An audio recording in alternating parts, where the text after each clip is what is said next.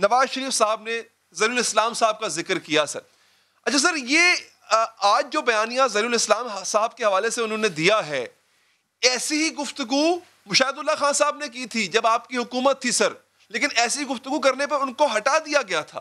تو کیا تب نواز شریف صاحب ٹھیک تھے، آج غلط ہیں؟ آج ٹھیک تھے تب غلط تھے؟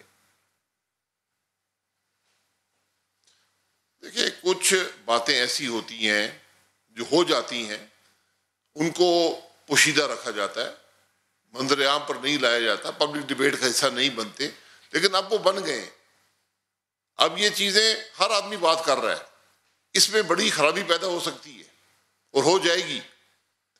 آج ہم نے اسی لیے اپنے اعلامیے میں لکھا ہے کہ ان خرابیوں سے بچنے کے لیے جہاں پر اسپیکولیشن شروع ہو جائے اداروں کے بارے میں، ان کے عمل کے بارے میں، شخصیات کے بارے میں، اس کا ایک بہترین حل دنیا میں یہ ہوتا ہے کہ آپ ایک ٹروتھ کمیشن بنا دیتے ہیں، اس میں تمام حقائق رکھ دیے جاتے ہیں، عوام خود وہاں سے اپنا فیصلہ اخذ کر لیتے ہیں، بجائے اس کے ایک دوسرے کے بارے میں بات ہو کہ فلانا اسے مل گیا، فلانا ادھر چلا گیا، فلانا نے یہ کہہ دیا.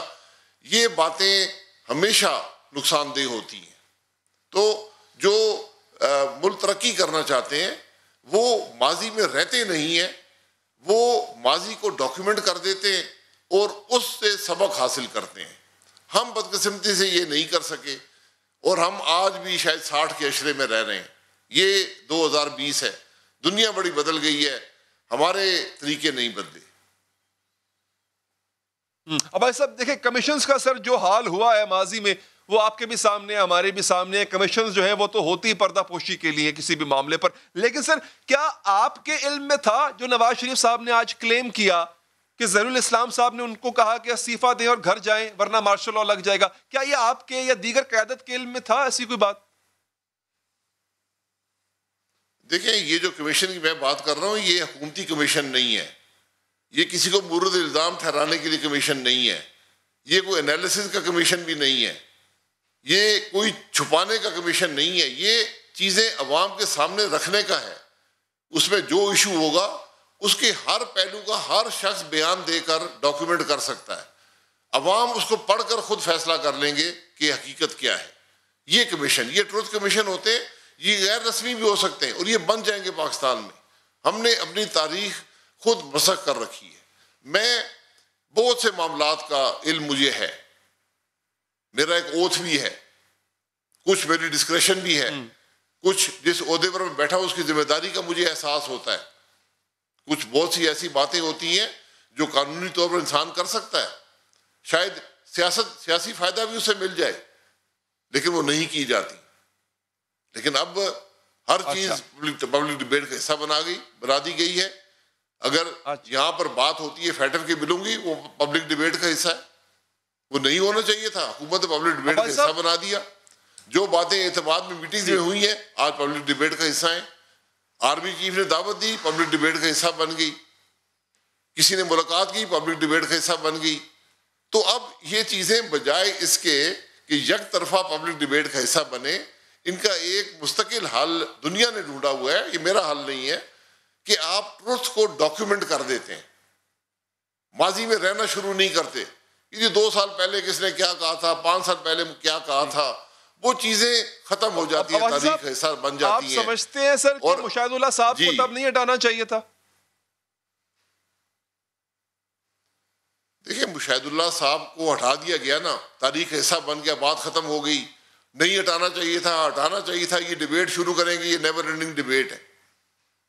کیا ہوا 71 میں، کیا ہوا، نیور اینڈنگ ڈیبیٹ ہے. 65 میں کیا ہوا، نیور اینڈنگ ڈیبیٹ ہے. 47 میں کیا ہوا، 48 میں کیا ہوا، 49 میں، 50 میں. ہر سال ہمارے تو تاریخ ہی موجود نہیں ہے. تو اس تاریخ کو پہلے رکھیں، اس کے بعد عوام خود فیصلہ کر لیں گے کہ پرویز رشید صاحب کو یا مشاہد اللہ صاحب کو ہٹایا گیا، وہ کیسے ہٹے، کیوں ہٹایا گیا، یہ عوام خود فیصلہ کر لیں گے. سر اگر یہ نیور اینڈنگ ڈیبیٹ ہے تو پھر اس ڈیبیٹ کو آج کیوں چھیڑا گیا؟ اور اگر کمیشن بنتا ہے، فرض کریں آج کمیشن بن جاتا ہے، تو کیا شاہد حقان عباسی صاحب سے اگر پوچھا جائے گا کہ کیا آپ کے علم میں تھا کہ آپ سے استعفیٰ مانگا جا رہا تھا اور کہا جا رہا تھا ورنہ مارشل لاء لگ جائے گا، کیا شاہد حقان عباسی صاحب بتائیں گے کہ ایسی بات ہوئی یا نہیں ہوئی؟ بالکل میں بتاؤں گا. دیکھیں کمیشن مجھے بلائے گا نہیں, میں خود پیش ہوں گا. میں اس وقت حقائق جانتا ہوں, میں خود پیش ہوں گا. میں کہوں گا کہ جناب یہ حقائق ہیں جو میں آپ کے سامنے رکھنا چاہتا ہوں, یہ پاکستان کے عوام کے سامنے رکھ دیں.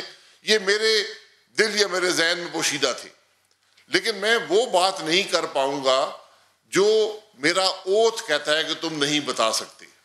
جب آپ پارلیمنٹ کا ممبر بنتے ہیں, جب آپ وزیر بنتے ہیں, وزیر اعظم بنتے ہیں, جب آپ فوج میں آتے ہیں, بیوروکریٹ بنتے ہیں, جج بنتے ہیں, آپ ایک اوتھ لیتے ہیں. اس میں سیکریسی کے ڈفرینٹ لیولز ہوتے ہیں. تو وہ چیزیں جو میرا اوتھ مجھے منع کرتا ہے میں کبھی نہیں بتا سکتا. اگر میں وہ بتاتا ہوں تو اپنے اوتھ کی وائلیشن کرتا ہوں. اور یہ جو عہدے ہوتے ہیں, جو عوام کی امانت ہوتے ہیں, یہ اوتھ پر چلتے ہیں, یہ کسی اور چیز پر نہیں چلتے. یہ اخلاقی قدر ہوتی ہے کہ میں نے عوام کے سامنے ایک آئینی میں نے ایک حلف اٹھایا ہے, مجھے اس حلف کی پاسداری کرنی ہے.